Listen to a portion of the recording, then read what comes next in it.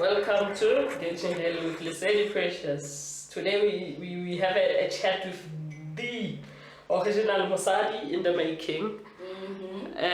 We are asking the questions today. Yeah. Hi Lesedi, how are you? I'm good, thanks. How are you? I'm good, thanks. Please tell us about Lesedi Precious. Who is she? Where is she from? What is she about? So my full names are, I know there are a lot. Lesedi Precious Malihlohonolo Mudumo. Okay. I am from the Vaal, obviously. I was born in Soweto, bred in between both Soweto and the Vaal. So yeah, that's Lesedi Precious. That's Lesedi Precious for you. Oh, okay. What made you start this YouTube channel? How did it come about?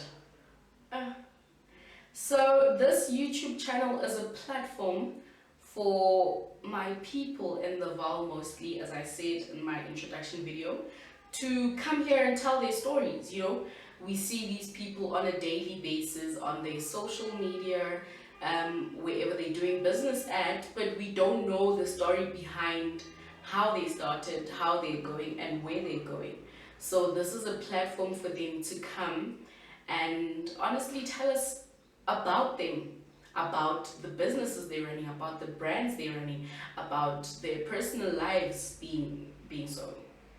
And what's the key reason behind that? Behind them telling their stories? The key reason. What are you looking to achieve from that? We're honestly looking to achieve to getting people motivated out there, you know, getting them inspired that no matter where you come from, you can still do it. You know, you don't have to start with a lot. You just need to start. Oh, okay. That is the key. That's what you're looking to achieve. That's what I'm looking to motivate people out there, young exactly. people. That is, I realized you're more about young people who wants to start. Mostly young people. Yes. Oh, okay.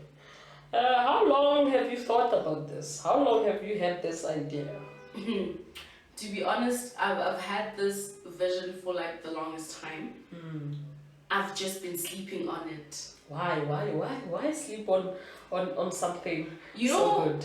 When you have a vision, you always think to yourself that no, I need to start with this. I need to start with that. But that's not the case, you know. I've been sleeping on this vision for the longest time, and honestly God said, honey, you need to wake up. You need to wake up on the vision I've given you, because I'm going to provide, you know. And that's one of the reasons I started it. And most of the reasons is because I can't say I lost my 9 to 5, but because of the lootings and everything that's been happening, I've been at home. So it's me basically living without a job, you know. So it's like, if I don't have a 9 to 5, let me just start my own 9 to 5. Okay, that's nice. This looting affected a lot of people. Honestly, it did. A lot of people, It did. And I'm one of them. Yeah, I know a lot of people that are affected by this. They're sitting at home. Yeah. Some are still waiting to be called back to work. Exactly. So yeah. Any challenges like you've come across, not only regarding this channel, like generally in life? Any challenges that you've come across? Challenges I've come across. Yeah. That's a difficult question, I mean, because I honestly haven't encountered major challenges. But, you know, challenges like growing up with a big body, you always got teased in high school, you always got bullied in primary. So those are the challenges I came across, you know, battling with my self-esteem. Growing up, it took me a very long time to build my self-esteem, and trust me, there's nothing that's going to break it, because getting to where I am today took me a very long time. So I won't let anything or anyone destroy that. You know, I'd like to think that's the challenge I came across, the challenge of having a low self-esteem. Yeah. So now that this low self-esteem is gone, down in the dustbin somewhere. I like, it's burned. It's burned. I mean, I don't even know what to say, because 6 feet is nothing. It's nothing. I think it's buried 12 feet. That's nice. That's nice. So, yeah. What would you tell a young girl growing up? Even boys, I think, they get teased because they're big and all that. What would you tell them if they're watching me? What would you tell that little girl or young girl in school who has a big body and low self-esteem because now they're teasing him or her? Like, you know, school kids are, sometimes they're not good, those people. What would you tell that young person going through what you went through? Honestly, I'm going to tell you one thing, you know, the opinion that matters is the person that you see in front of the mirror. If you tell yourself every morning, like give yourself morning affirmations that I am beautiful no matter what people say, you know, I am going to make it in life no matter what people say.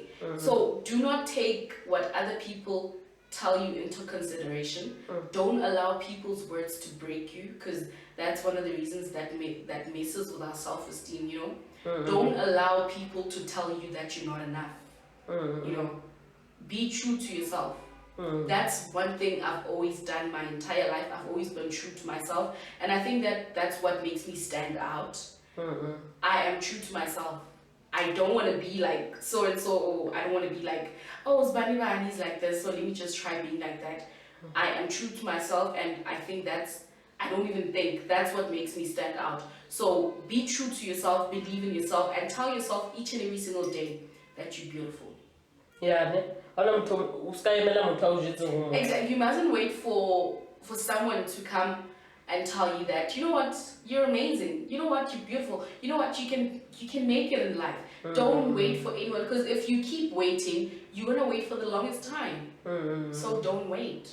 Okay, I get your point. Another thing is that if you're big, they'll tease you that you're big, and if you're slim, they tease you that you're too slim. So one thing about people is that you'll never be enough for them. Be it you being fat, you'll always be too fat. You being skinny, you'll always be too skinny. You being light-skinned, you'll always be too light-skinned. You being dark, you'll always be too dark-skinned for them. So people will always judge you, no matter how much you eat, how little you eat, how bad you look, how good you look. Trust me, people will always talk. People will always be people. Exactly. Make sure that when they talk, they're talking about something that makes you happy. You know, not something that you're doing because you want to impress them out there. Do something that makes you happy, so that when people start talking, they talk on something that makes you happy. Thank you. That's a good answer. Thank you for that. I think there's a lot of young people who would love to hear that out there. And do you think you're where you want to be in life? Are you near? Are you like? Do you think you're there? I'm nowhere near to being where I want to be in life. Okay. I am like I'm not there. I'm not near, but I've started. You've started, and that's what matters most. Okay. Okay, Lesedi Precious Malika Honolo. So what advice would you give someone who just finished school, now entering a whole new world? What advice would you give them? The advice I'm honestly going to give them is that, and I need them to listen attentively, because this is one of the reasons why a lot of people are where they're at in terms of careers, life, you know. One advice I'm going to give people out there is that young people, with that being said, that have just finished school, or rather they're still in school and they're about to finish, do not allow your friends and family, mostly family, to live their lives through you. Okay. What I mean by saying this is that there's a mother or a father out there who wanted to become something in life, but because they could not achieve that, they want to live that through their children now. Okay. And they're now forcing children to go into careers or industries that they don't want to be in. Understand? So that's what I mean when I say don't allow your parents, your family members, to live their lives through you. They lived their lives, they did their mistakes, and they learned through them. Understand? So you need to live your life. You need to learn through your mistakes. You need to go into the career path that you want.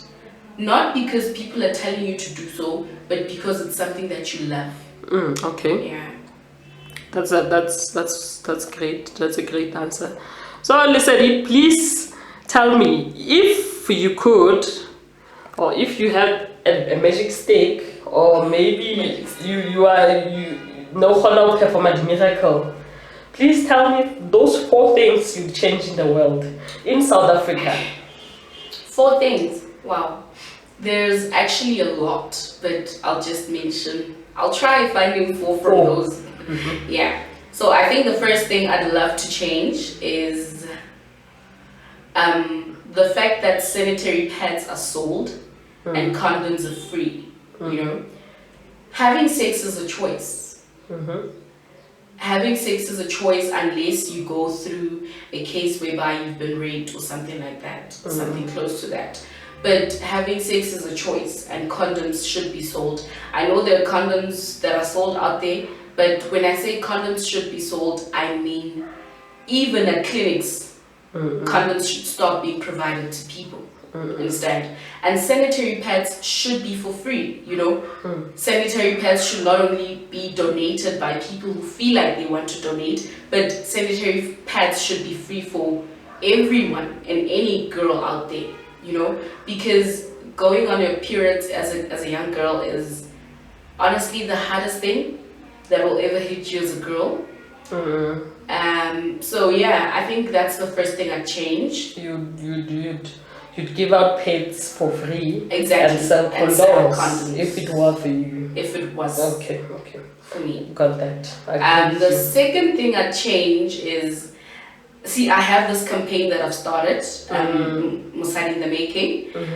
This is, I don't know, but I smile when I talk about this because I love it so much.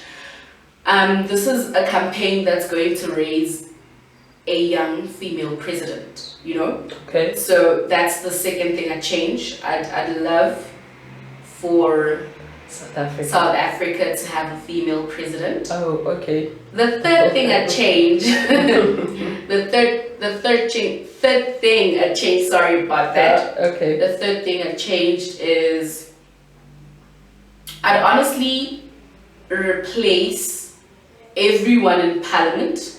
Like when I say everyone, I mean everyone. I mean people sitting in parliament are very old people, you know, and 90% of them. 90% of them are 95% with that being said are very old people.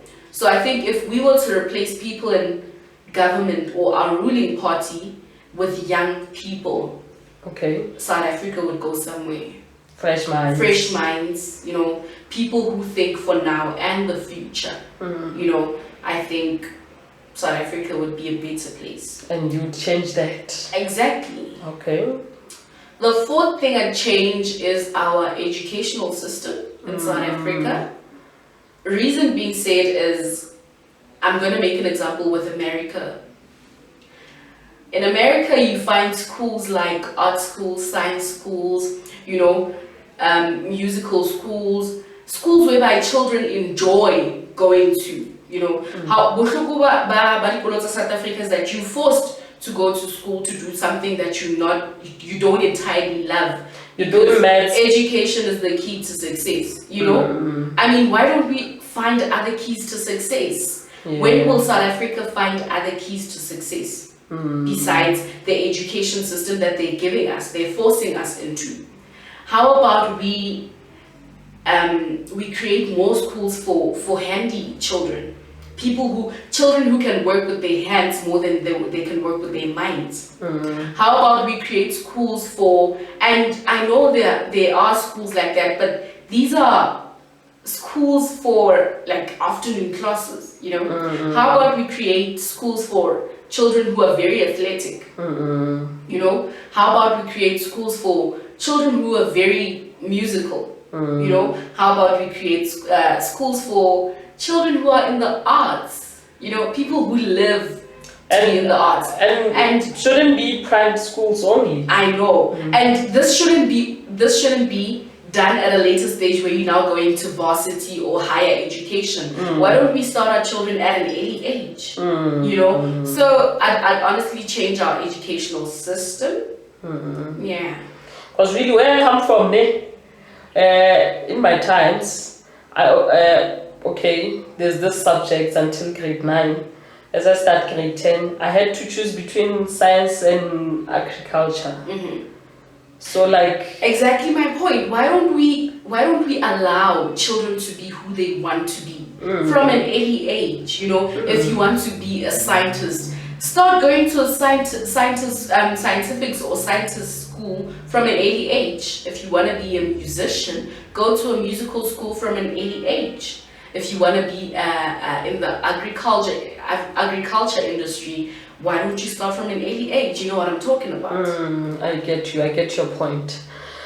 Okay, listen, thank you very much. I think this is basically allowing your people to get to know you and hear what you have to say to them. Yeah. Now you can tell them when do you put up your videos on your channel, which days.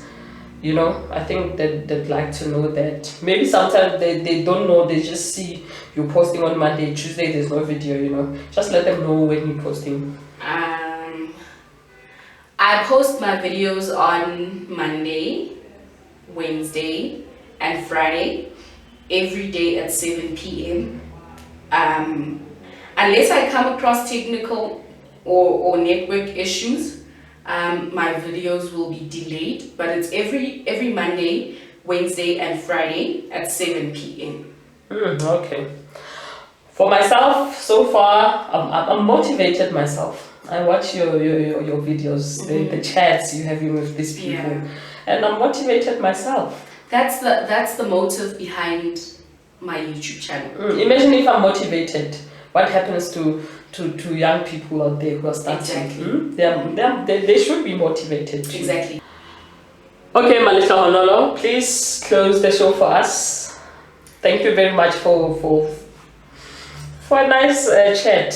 I enjoyed it. I am pleased that we had this chat. My closing words.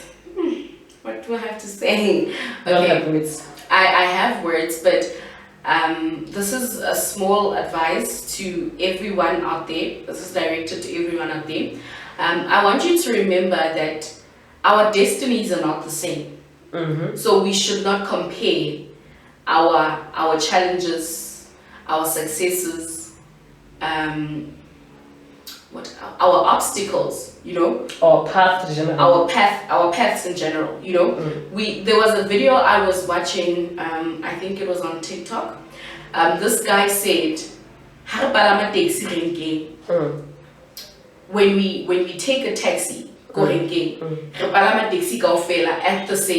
the same spot, but you know, you might take off before me and I might take off after, you know, after a very long time since we're not Same thing applies to destiny, to success. But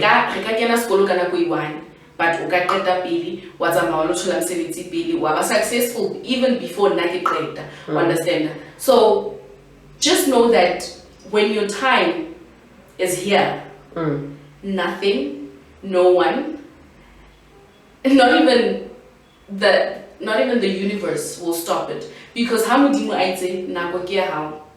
trust you and me, nothing will change if le matile kwetswe nako ha ile mamela la baka le khia ka diloko tse kakang if nako ile ya hao le matile le tlo buleha. So trust God's timing because his plan is not to harm us but his plan is to prosper us, you know. So that is my words in closing this conversation for today. I really work on it as you said.